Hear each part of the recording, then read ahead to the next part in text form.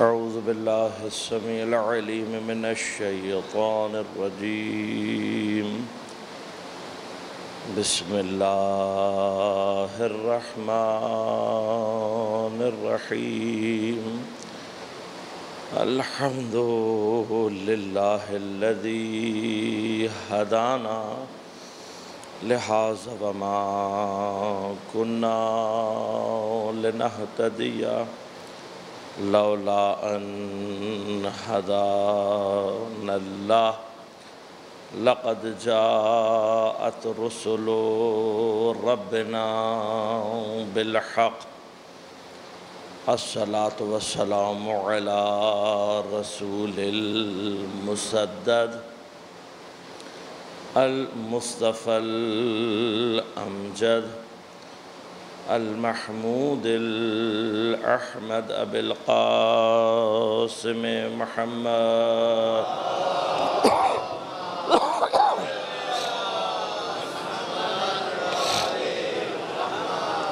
والصلاة والسلام على أسد الله الغالب غالب على كل غالب علي بن أبي طالب والصلاة والسلام على سيدة المعصومة المظلومة الطاهرة البتول بضعة الرسول فاطمة الزهراء سيدة نساء العالمين والصلاة والسلام على الحسن المجتبى والحسين المظلوم وأهل بيته الطيبين الطاهرين المعصومين المظلومين المنتجبين المنتخبين لا سيما بقية الله في الأراضين روحي وأرواح العالمين لتراب مقدمه الفداء ولعنة الله على أعدائهم أجمعين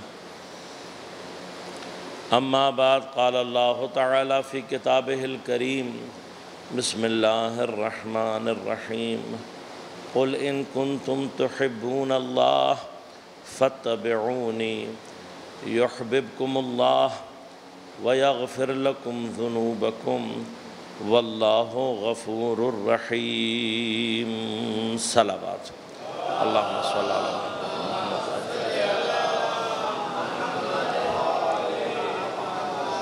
مومنین کرام سامعین محترم عزاداران امام مظلوم آج کا دن اہل بیت علیہم السلام پر مصیبت کا دن ہے آج کا دن محبین اہل بیت علیہم السلام پر مصیبت کا دن ہے آج کے دن حقیقی تعزیت اور پرسہ امام زمانہ علیہ السلام کی خدمت میں پیش کرنا ہے رسول کی خدمت میں مولا کائنات کی خدمت میں جناب زہرا اور دیگر ائمہ کی خدمت میں پرسہ پیش کرنا ہے میں چند ایک مطالب صرف مقدمتاً عرض کروں گا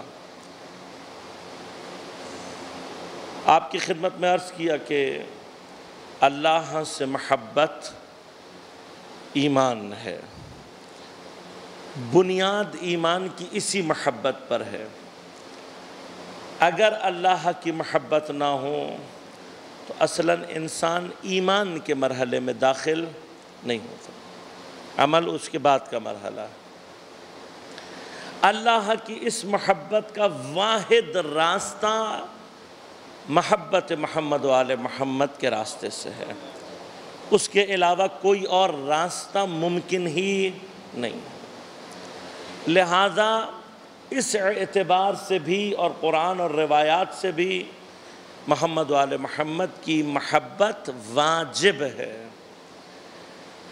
اور اس محبت کے لیے میں نے عرض کیا تھا، چونکہ اللہ کے تمام کلمات، تمام اسماء اور تمام کمالات کا ظہور اہل بیت علیہم الصلاۃ سے ہوتا ہے، تو جو ان سے محبت کر لیں وہ خود بخود اللہ کا محب اور عاشق ہو جاتا ہے۔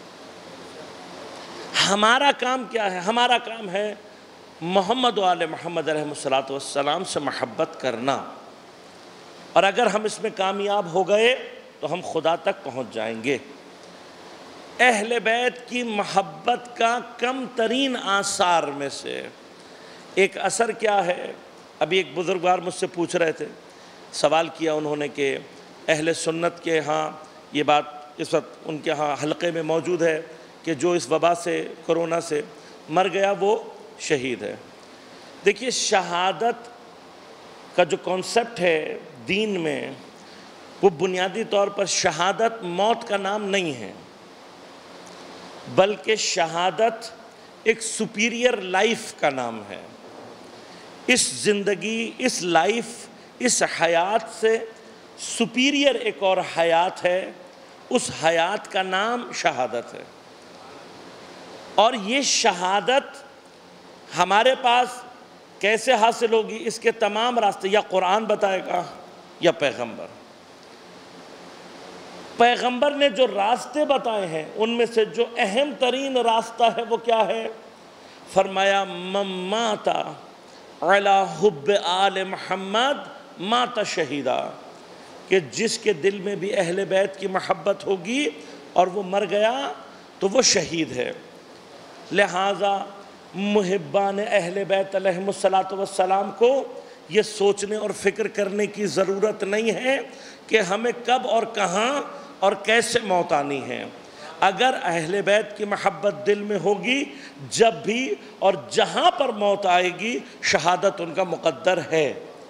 لہٰذا انہیں پریشان ہونے کی اس اعتبار سے ضرورت نہیں ہے، بس دل میں اہل بیت علیہم السلام کی محبت ہونی چاہیے۔ اب تمام اہل بیت علیہم السلام میں امام حسین علیہ السلام کو جو مقام اور منزلت حاصل ہے وہ آیات اور روایات سے بہت واضح ہے۔ لہذا امام حسین کی ایک اسپیشلٹی کیا ہے کہ فرمایا اِنَّ لِلْحُسَيْنِ حَرَارَةٌ فِي قُلُوبِ الْمُؤْمِنِينَ لَا تَبْرُدُ أَبَدًا۔ حسین علیہ السلام کے لیے مومنین کے دل میں ایک عجیب سی حرارت ہے، ایک عجیب سی گرمی ہے کہ لا تبرد ابدا، یہ گرمی کبھی بھی خاموش ہونے والی نہیں ہے، ٹھنڈی ہونے والی نہیں ہے۔ اس حرارت سے ہمیشہ مومنین کے دل گرم رہیں گے۔ لہذا عجیب نام ہے حسین کا، لبوں پر آتا ہے تو آنکھوں سے اشک خود بخود جاری ہو جاتے ہیں۔ لیکن محبت حسین کا اثر کس قدر قیمتی محبت ہے یہ۔ فرمایا کہ حسین کے غم میں اگر مچھر کے پر کے برابر بھی آنسو تمہاری آنکھ سے نکل کر تمہارے رخسار پر ڈھلک جائے تو اس آنسو کی اتنی قدرت ہے کہ یہ جہنم کی آگ کو بجھا دیتا ہے۔ علامہ ہلی کے واقعات میں سے جن میں سے آپ نے امام کی حضور میں ایک شرف پایا ملاقات کا، اور اس حالت میں کہ آپ جانتے نہیں تھے کہ یہ امام ہیں۔ واقعہ طویل ہے، میں زیادہ تفصیل میں نہیں جاؤں گا۔ علامہ کے دل میں کچھ روایات سے متعلق سوال تھا، اور ایک سوال یہ بھی تھا کہ ایک آنسو کا قطرہ اور جہنم کی آگ کو بجھا دے۔ مان تو رہے ہیں لیکن دل میں اطمینان نہیں ہے۔ حل کے لیے 40 شب جمعہ پیدل کربلا کی زیارت کی، اور جب 40ویں رات کو واپس آ رہے تھے تو ان کے ساتھ ساتھ گھوڑے پر ایک شخص سوار ہے۔ سلام دعا کے بعد بات چیت ہوتی رہی، اور اس نے آخر میں پوچھا، کہا ہلی تم کس چیز کی پریشان ہو، تمہارے چہرے پر پریشانی کے آثار کیوں ہیں؟ تو انہوں نے پورا واقعہ بیان کیا کہ اس روایت کا تھوڑا سا میرے دل میں اطمینان حاصل نہیں ہو رہا، اور میں 40 شب جمعہ آیا ہوں لیکن ابھی تک مجھے جواب نہیں ملا امام کی جانب سے۔ کہا ہلی اگر میں تمہیں کوئی بات حل کراؤں تو ممکن ہے تمہارے لیے؟ کہا آپ بتائیے کہ کیا کہنا چاہتے ہیں؟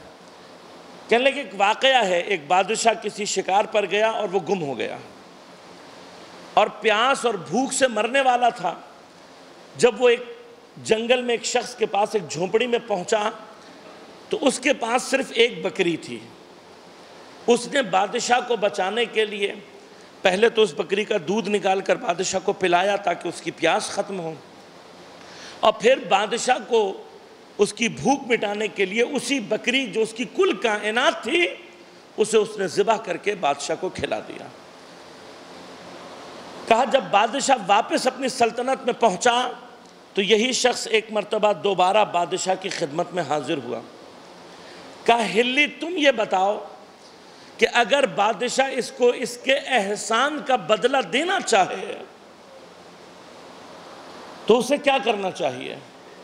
علامہ نے بہت سوچ کر جواب دیا، کہا کہ اگر یہ بادشاہ واقعاً عادل ہے تو عدالت کا تقاضا یہ ہے کہ اسے چاہیے کہ یہ اپنی پوری سلطنت اس شخص کے حوالے کر دے۔ پوچھا کیوں ہلی، کیوں یہ کہہ رہے ہو؟ کہا جب بادشاہ کو ضرورت تھی اس نے اپنی ساری کائنات بادشاہ پر قربان کر دی، اس کے پاس جو کچھ تھا اس نے بادشاہ پر قربان کر کے اسے بچا لیا۔ آج اگر بادشاہ اسے کوئی بدلہ دینا چاہتا ہے تو بدلہ صرف یہ ہوگا کہ جو کچھ بادشاہ کے پاس ہے وہ اسے لٹا دے۔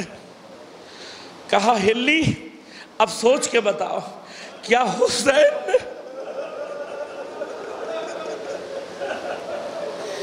حسین نے خدا کی خدائی کو بچانے کے لیے کربلا میں کسی چیز کی کمی کی، یا حسین نے اپنا سب کچھ لٹا دیا؟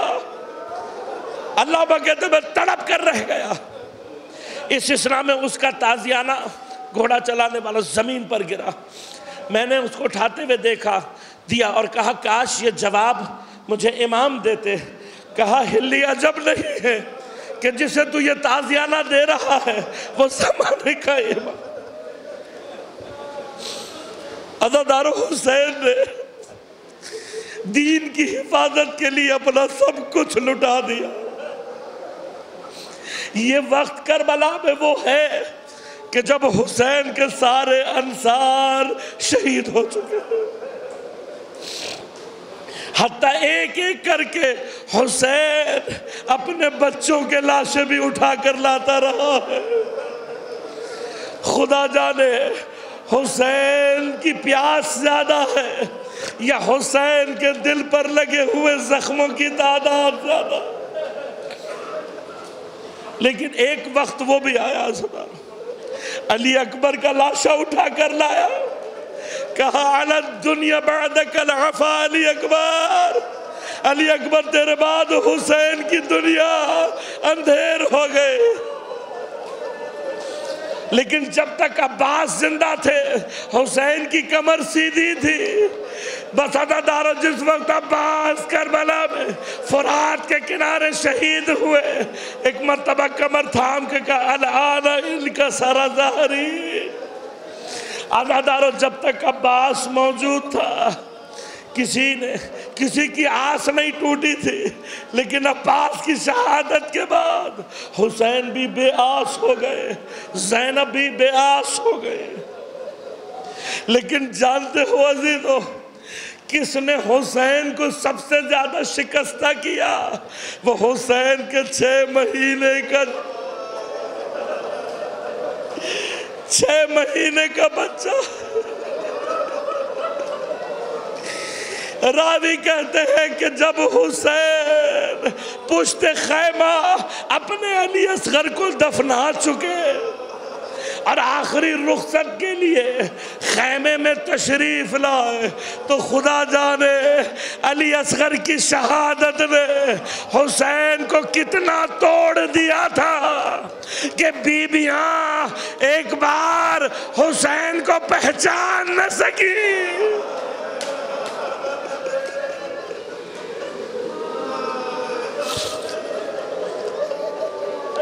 حیرت سے حسین کے چہرے کو دیکھ رہی تھی۔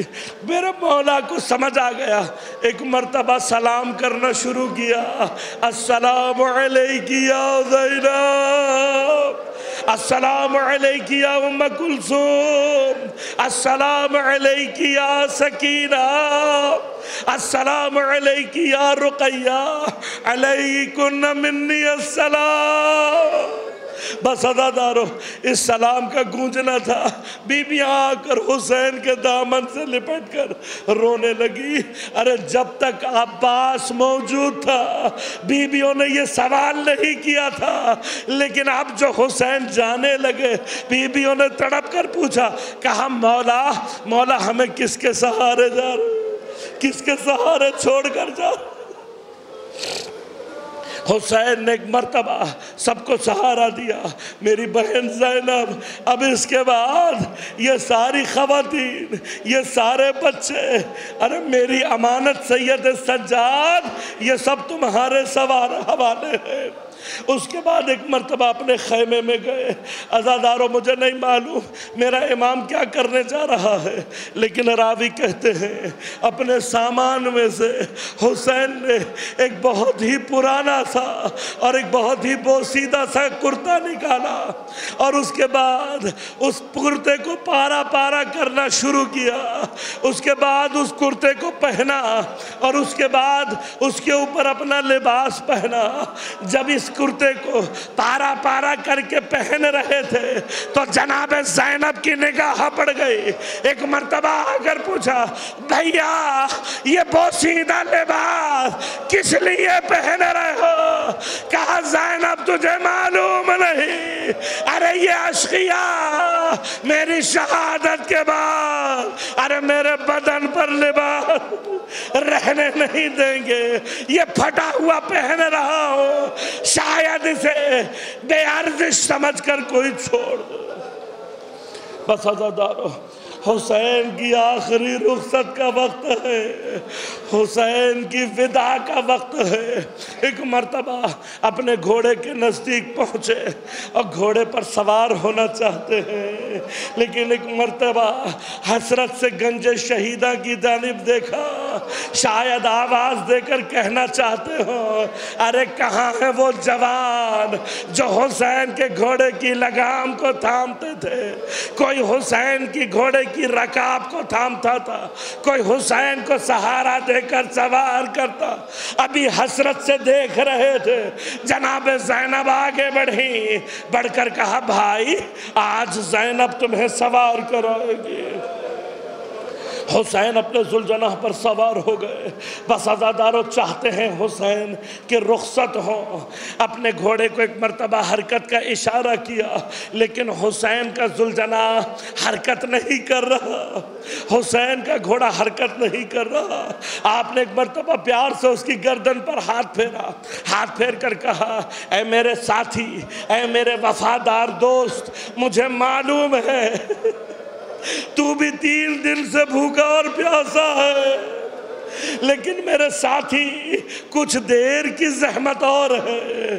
حسین تجھے کچھ دیر کی زحمت اور دینا چاہتا ہے، لیکن اسب حرکت نہیں کر رہا۔ امام نے ایک مرتبہ پھر مخاطب کیا، اس مرتبہ اس نے اپنی گردن کو زمین کی طرف کیا۔ امام نے اب جو نیچے کی جانب دیکھا 4 سالہ بچی سموں کے سامنے بیٹھی ہوئی ہے۔ ایک مرتبہ گھوڑے سے اترے، سکینہ کو سینے سے لگا کر حسین نے پیار کیا۔ مجھے نہیں پتا حسین نے سکینہ کو کیسے وداع کیا، لیکن جب حسین خیموں سے نکلے تو ساری بیویاں دروازے پر بیٹھ کر حسین کا انتظار کرنے لگی کہ شاید ہمارا مولا واپس آ جائے۔ بس عزادارو، حسین نے میدان میں آنے کے بعد ایک خطبہ دیا، اور خطبہ دینے کے بعد جب ان اشقیاء نے تیروں سے اس کا جواب دیا تو آپ نے ایک مرتبہ فوج پر حملہ کیا۔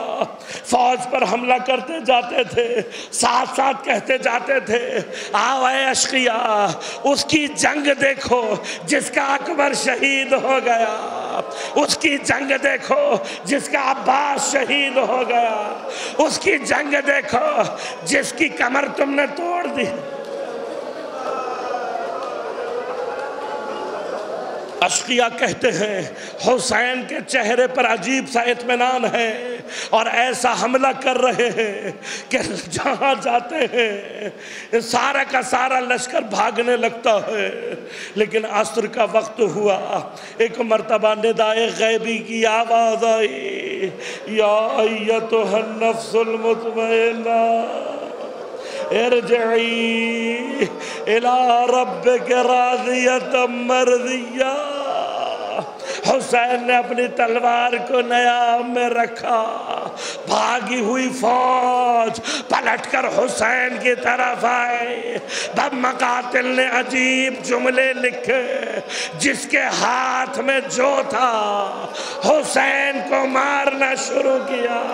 کسی نے تیر مارا، کسی نے تبر ماری، کسی نے نیزہ، کسی نے تلوار۔ جس ملعون کے ہاتھ میں کچھ نہ تھا اس نے حسین کو پتھر مارے، سر سے لے کر پیر تک میرا مولا زخمی ہو گیا۔ ایک مرتبہ اپنے گھوڑے کو گودال میں لے کر آئے اور آ کر اپنے ساتھی سے کہا، اے میرے باوفا، اے میرے اسب باوفا، میرے ساتھی، مجھے میری وعدہ گاہ میں لے جا۔ بس عزادارو، جہاں مقتل گاہ ہے، ایک مرتبہ گھوڑا وہاں پہنچا، اس نے محسوس کیا کہ حسین بہت زخمی ہے، پورا بدن تیروں سے ڈھکا ہوا ہے۔ اس گھوڑے نے سوچا کہ شاید حسین آرام سے زین سے نہ اتر سکے۔ ایک مرتبہ عجب کام کیا، اپنے آپ کو اس نے کربلا کی ریت پر پہلو کے بل لٹا دیا کہ میرا مولا آسانی سے زین سے زمین پر اتر آئے۔ بس عزادارو، حسین زین سے جدا تو ہو گئے لیکن مقتل کے الفاظ ہیں، حسین زمین پر نہیں آئے بلکہ آپ کا بدن تیروں کے اوپر معلق تھا۔ لیکن عزادارو،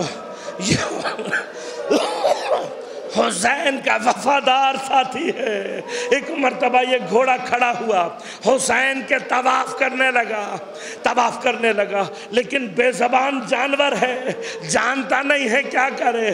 ایک مرتبہ اس کو کچھ سمجھ میں نہیں آیا، اس نے آگے بڑھ کر ایک عجیب سا کام شروع کیا، اپنے دانتوں میں دبا کر حسین کے بدن سے تیروں کو نکالنا شروع کیا۔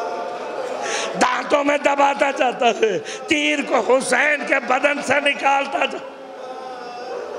اتنے میں کچھ اشقیاء آگے بڑھے، ابھی حسین دو زانو ہو کر بیٹھے تھے، کسی ملعون نے پتھر مارا، حسین کی پیشانی پر آ کر رکھا۔ ارے میرے مولا کی پیشانی سے خون ابل ابل کر بہنا شروع ہو گیا۔ میرا مولا اپنے دامن سے اپنی پیشانی کا خون صاف کرنا چاہتا تھا، ایک ملعون نے تیر مارا، ارے ہاتھ پر لگا، پیشانی میں پیوست ہو گیا۔ ابھی حسین نے وہ تیر نکالا تھا، ہرملا ملعون نے آگے بڑھ کر ایک اور تیر سے شہبہ حسین کی طرف پھینکا، گلے کے مقام پر آ کر لگا۔ یہ وہ تیر تھا کہ جس نے حسین کو زمین پر گرا دیا۔ بس عزادارو، کچھ ملعون آگے بڑھے، کسی نے آواز لگا کر کہا، ارے یہ گھوڑا بڑا قیمتی ہے، اس گھوڑے کو پکڑ لو۔ کچھ ملعون آگے بڑھے، اس گھوڑے نے ان کو واصل جہنم کیا۔ تو شمر نے آواز لگائی، کہا اس گھوڑے کو بھی مار دو۔ جب لوگوں نے ذوالجناح کو مارنے کی کوشش کی، عزادارو یہ دوبارہ دوڑ کر حسین کے پاس پہنچا۔ بے زبان جانور ہے، سمجھ میں کچھ نہیں آ رہا، بس اس نے ایک عجیب کام کیا۔ ایک مرتبہ اپنی پیشانی کو حسین کے خون میں غلطاں کیا اور دوڑتا ہوا خیموں کی طرف روانہ ہو گیا۔ خیموں کی طرف روانہ ہو گیا۔